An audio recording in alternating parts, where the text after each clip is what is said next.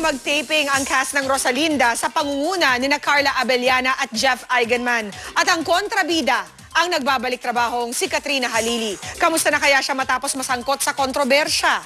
Alamin natin sa chika ni Nelson Canlas. Yun lang ang masasabi ko. Tinayo ng GMA News ang taping ng Rosalinda sa Taal, Batangas. Dito puspusan ang pagganap ni Carla Abellana at Jeff Eigenman bilang sina Rosalinda at Fernando Jose. Inamin ng dalawa na may mga romantic scenes na sila agad. We're really getting to know each other, and ang goal ko po as of now is to be very comfortable with him.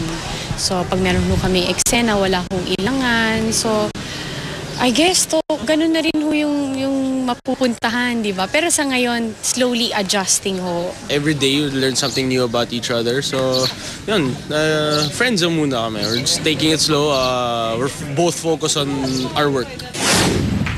Hindi naman maitago ni Katrina Halili ang excitement sa muli niyang pagbabalik trabaho bilang ang kontrabidang si Fedra. Actually, before, nung nalaman ko pa lang na may Rosalinda, sinabi ko talaga, gusto ko mag-Rosalinda, gusto ko mag-Fedra doon. So, happy naman ako na sa akin nabigay. Kung dati depressed dahil sa matinding dagok na naranasan niya nitong mga huling araw, positibo na ang tingin ngayon ni Katrina. Medyo masaya dahil marami na naman akong tao nakikita, di ba? Kasi medyo nakulong lang ako sa bahay noon eh. Dagdag ni Katrina, ang tanging puhunan niya raw ngayon ay ang pagtanggap sa kanya ng mga manonood at ibibigay niya raw ang kanyang lahat ng makakaya sa kanyang ikalawang pagkakataon sa showbiz. Mula dito sa Taal, Batangas, Nelson Canlas, updated sa Showbiz Happenings.